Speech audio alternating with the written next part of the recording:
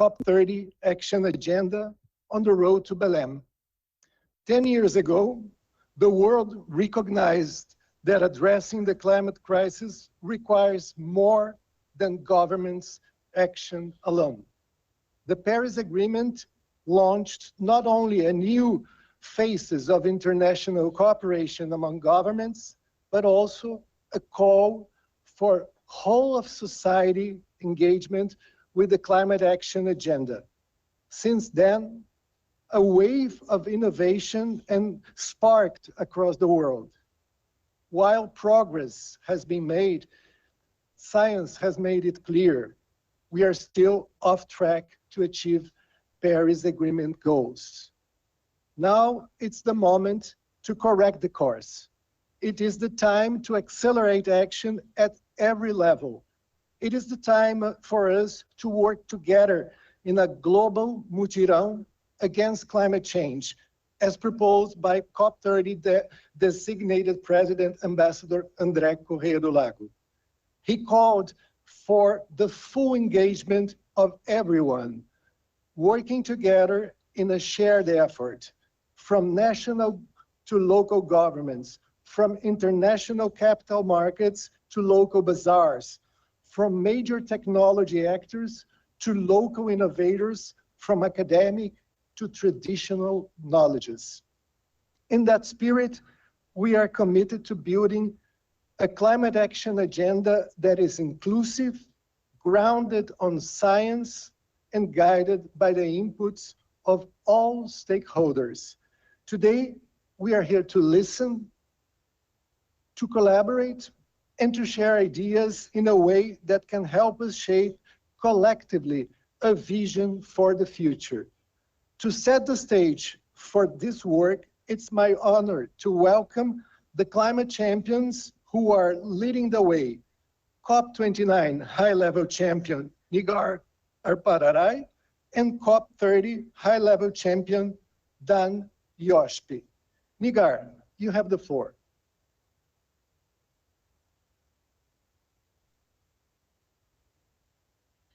Dear ladies and gentlemen, distinguished friends, it's great to be here, and I also would like to take this chance to thank Panama for this amazing climate week and our friends from UNFCCC. I think it's extremely important that we are coming together and discussing the future of climate action. Dear friends, COPs are now approaching a new phase, making implementation and progress the primary focus. As we reach midway through this decade, we know more is needed. We've done a lot, but we know that there is a way to go. We must take this energy, ambition, and good intention and channel it into more effective, streamlined, integrated, and organized climate action agenda. Having just renewed the mandate of the climate high-level champion for another 5 years until 2030 in Baku, now it's the time to learn from 10 years of growth of climate action. Dear friends, Baku was symbolic for a number of decisions. First of all, the climate finance goal, Article 6. Many other decisions were taken in Baku, but one of them was also the mandate of the climate champion that was renewed. And this is a kind of a symbolic thing because we are looking back and we can discuss and we can learn from the lessons. We can see what we've done right and what can be done, can we do better. So I would like to speak on a broader sense, if you allow me. I know that when we speak about the global climate action, we mainly envisage the role of the non-state actors. But if you allow me, I would like to speak about a little bit of what I've seen in my experience as high-level champion. And I would like to share how I see the vision for future. Dear friends, climate action is by its nature a very global effort. Just imagine people from different parts of the world are coming together to shift the tide of the climate change. We are attempting something humanity has never tried before, setting universal standards, voluntarily limiting our emissions, and collectively rethinking how we treat our shared environment. Yes, we've altered the course of the rivers. We've built up some dams. We have done so many engineering projects, and this is all wonderful. But there is another thing that we need to do, and this one is the behavior shift. one that must happen everywhere, for everyone and for all the time. Without global participation, the climate agenda loses its very meaning. Over the past decades, the green agenda has made great strides. Awareness has grown among individuals, companies, governments, and local communities about both the risks and opportunities of the climate change. But the question remains, are we truly united in our action? Have we truly achieved universality? As high-level champion, I was humbled, and I had the privilege of seeing so many people from different parts of the world, and their accomplishments are amazing. And yet it's clear that we are at a difficult crossroads. The unpredictability of the international system is holding back the process. We live in a world of uncertainty. We live in a world of trade wars. We live in a world of wars and conflicts and international law that is simply not working sometimes. So this is the reality that we face. And it all stops the progress in the global efforts like COP. Climate action should foster peace, trust, and solidarity, not division. Despite all the global uncertainties and doubts, I believe that it has a great future, simply due to the basic fact that Green Agenda is a global, empathic, and is aimed to the future. It's about empathy, it's about a future vision, and it's about sustainability. While sovereign egoism and wars are the features of the past. So what we need to do? So this is the question of today's session, the future of the global climate action. First of all, we need a global system that deters irresponsible production and consumption. We need a system that is grounded in universal rules, common rules, which will be applicable for all. We need the rules, and we need the system that reigns in the powerful and protects the vulnerable people and vulnerable communities. And Azerbaijan, as the COP29 presidency, has placed justice and fairness at the heart of our approach. We have emphasized open dialogue between global North and global South, not just as a diplomatic necessity, but as the very symbol of the world we must build, one with fair system of rights and responsibilities for all. This process must go beyond high-level negotiations. It must engage a broader community stakeholders. That is why we have brought small and medium enterprises, civil society and private sector and individual innovators to the center of COP29 agenda. Because no agreement, no matter how ambitious it is, will succeed unless it has the belief and backing of the peoples it's meant to serve. And now let's see the lessons learned, what we have learned, what I have learned over this course of the time that I've been the high-level champion. First of all, the global climate agenda often falls into moralization and value signaling. But climate action is not ideological thing. It's not about dividing the world into enlightened and unenlightened, right or wrong, educated or uneducated. The green transition is about building consensus across nations, across sectors, and across societies. That means acknowledging concerns and interests, listening with humility, and ensuring that no one is left behind.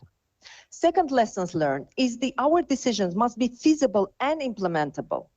We do not always throughoutly calculate economic cases within the global climate agenda. And I've seen that working closely with the private sector people. Private sector wants to see the opportunities. Private sector people, businesses, they need to be incentivized for that.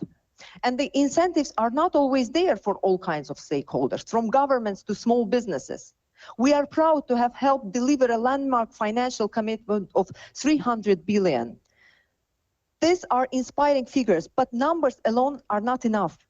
One of the greatest risks we face is that how we will make sure that technology, finance is not only going to the wealth side, but it's reaching actually the vulnerable communities. So we need to focus on how we're ensuring that the funding reaches those who needs the most. How do we make sure that small island states, African SMEs, innovators in Central Asia, and young talents from across the global South can access it? Lesson 3 that I've learned is that we need technologies. Yes, we do see so many innovative solutions and technologies there, and private sector is doing much better in that. I think that governments needs to invest in the technologies. And also because artificial intelligence and digital revolution has a lot of impact, so we need to embrace this. Dear ladies and gentlemen, we will succeed, and we must succeed. Because the future of global climate action depends on all of us together. It depends on solidarity. It depends on mutual, right? So that's why I would like just to take this chance to say that we need to learn from the lessons of the past and we need to move forward. Thank you very much.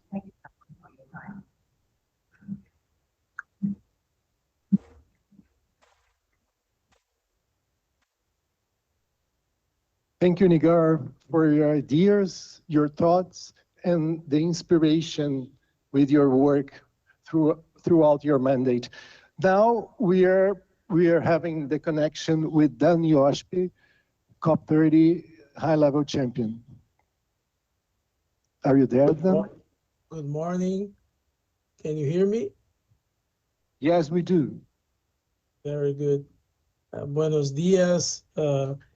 Thank you so much to be at this event. Unfortunately, I couldn't be in Panama today, but it is an honor to address you today as the high-level champion for COP30, a role focused on bridging the work of governments with the dynamic frontline work of the global non-state actor community.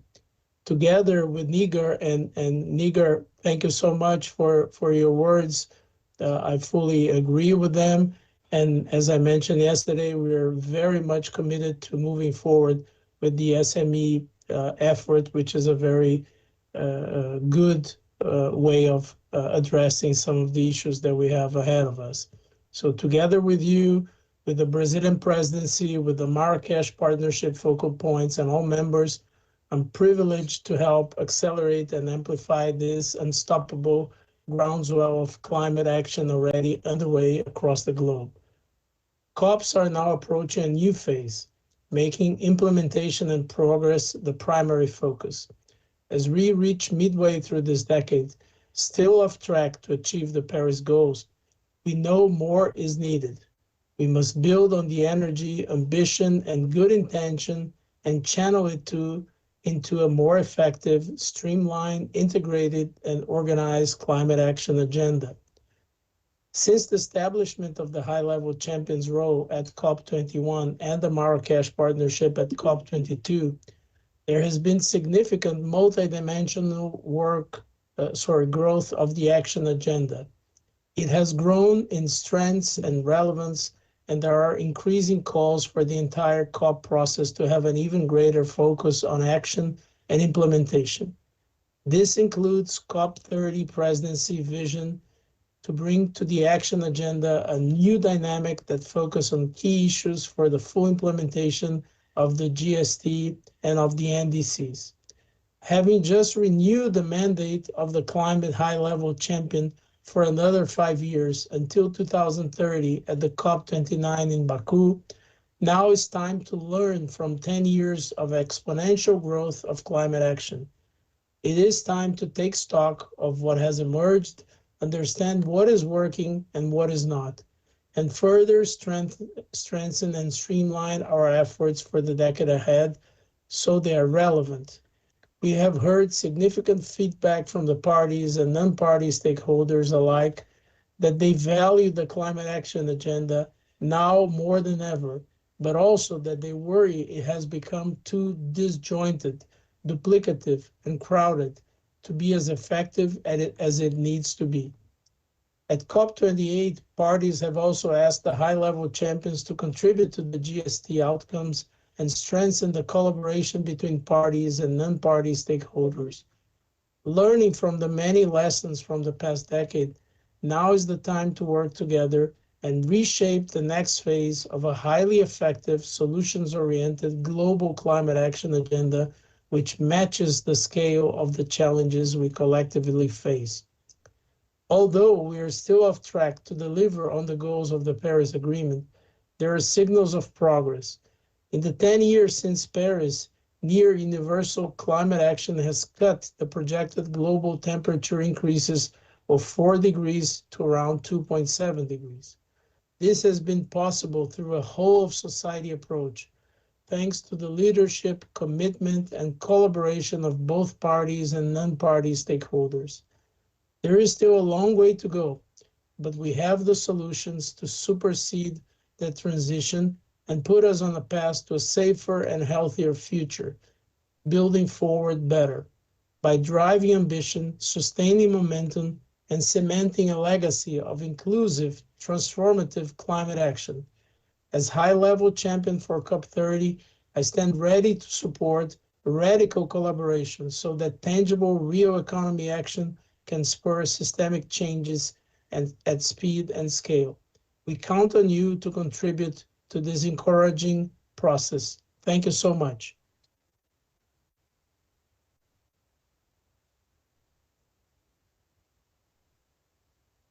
Thank you, Dan, for your vision.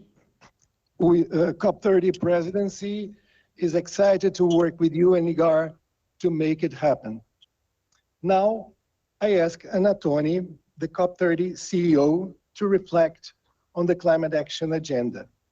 Ana, Ambassador André Correia do Lago said in his first letter that COP30 has three main goals: to defend multilateralism, to connect the complexity of the climate regime to people's lives, and to put commitments made into practice, accelerating climate action. How can we shape an agenda that is fine-tuned with commitments made under UNFCCC and its Paris Agreement and helps accelerate the implementation of those commitments? Please, Ana, the floor is yours.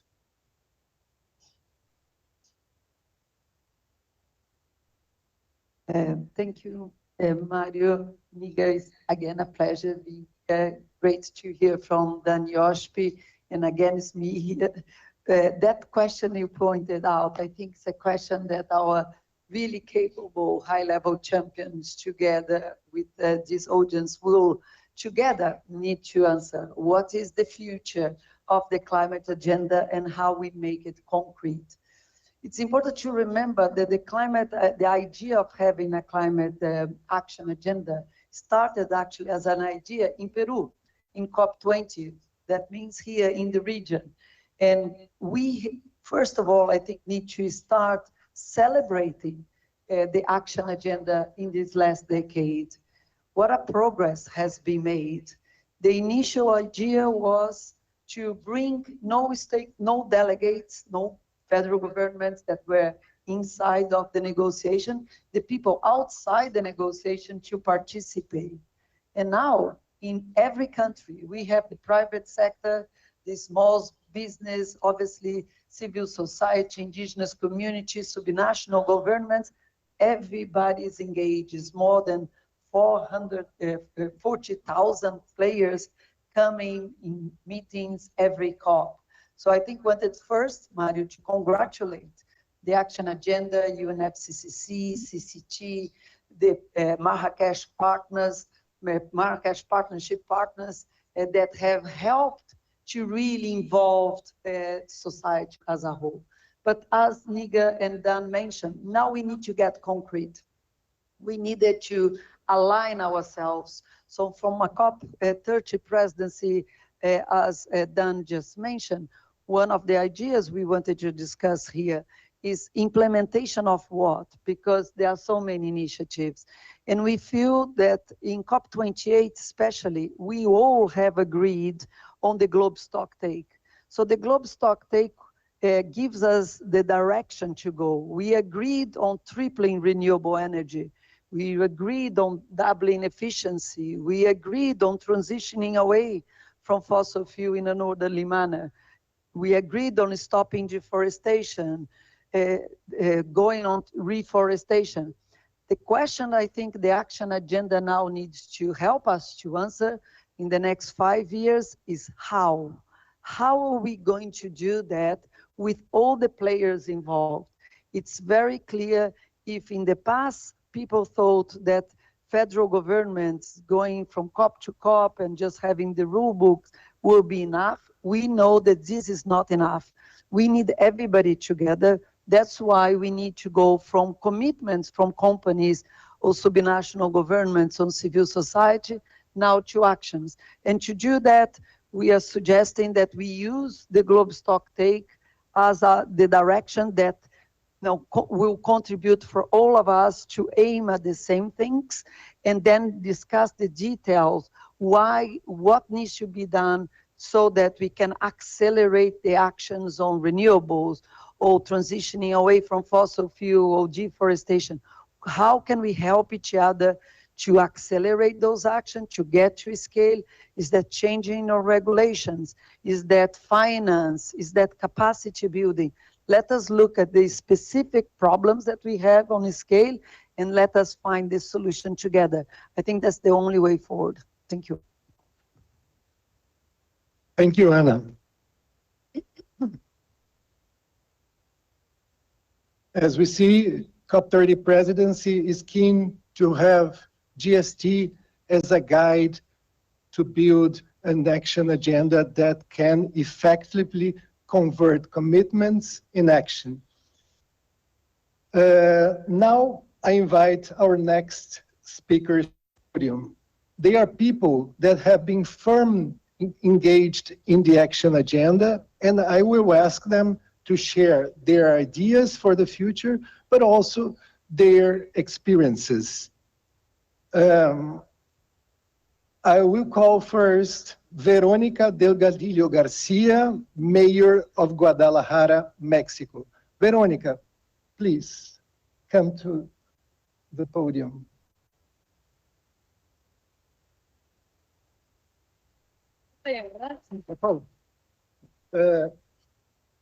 Verónica, our question to this session is, how is the Global Climate Action Agenda in the UNFCCC helping to accelerate the implementation of Paris goals? Please, you have the floor. Muy buenos días. La crisis climática es innegable. Tiene rostro de The climate incendios, tiene crisis rostro de cannot be inundaciones, denied. We see tiene the rostro de fires, muchísimos the problemas que se droughts, traducen sin duda en the una different issues profunda that are desigualdad social. undoubtedly Y esto translated nos in a implica que todos profound los órdenes de gobierno tenemos que societal participar. Nadie inequality. puede So regatearle a la defensa every del medio level in the ambiente y a government has combatir to la emergencia climática. participate. We cannot En mi caso, deny yo the fui legisladora emergency durante and we 12 must años, fui tackle senadora de la this República emergency. y también I diputada was a federal. Lo legislator que me as quedó muy claro es que la and also velocidad en la que se concretan los representative, acuerdos y los and what is andamiajes clear legales is that es the muy speed lenta. which Necesitamos más velocidad para legales poder atender component los retos de takes las personas y dar its reshape respuesta a lo is que very estamos viviendo slow. We need to como, speed up como to país meet y también challenges de and manera global. what we are Es experiencing por as eso a whole que ahora que presido, and que soy global. presidenta de una de las ciudades más importantes en Now that Latinoamérica, me I queda that I claro am the que todos los president, acuerdos major internacionales, one como of los acuerdos the de largest París, toman Latin sentido America, cuando se it's toma clear acción to desde lo me local, that these con acciones muy international concretas en la vida de las make personas. sense Por eso, when en nuestro actually taken gobierno en at Guadalajara very celebramos specific que actions in the life exista of el people. Pacto That is Global de why Alcaldes por el Clima y la Guadalajara Energía, porque government reconoce que es en celebrates el that territorio el there is a espacio global más pact of íntimo de las nature personas donde tenemos because que actuar. this Es desde takes ahí donde se place pueden cambiar at the muchas most cosas para intimate impactar de manera positiva sphere la of, calidad de vida de las and personas. we need to take En action el really pacto que impact tenemos, en el the Pacto life. Global de Alcaldes, son más de 13,000 Fact, ciudades en el mundo this que estamos global compartiendo pact of información nature in para poder over atender esta 30,000 emergencia climática. ¿Qué estamos cities haciendo en el caso de want Guadalajara? to ¿Cómo estamos attend actuando to frente a the esto? climate Les quiero crisis. In compartir que en nuestro caso Guadalajara, nosotros tenemos I dos want to hojas de share ruta that muy claras. we have Hojas de two ruta que se very convierten en clear directrices para la toma de decisiones en nuestro needs gobierno.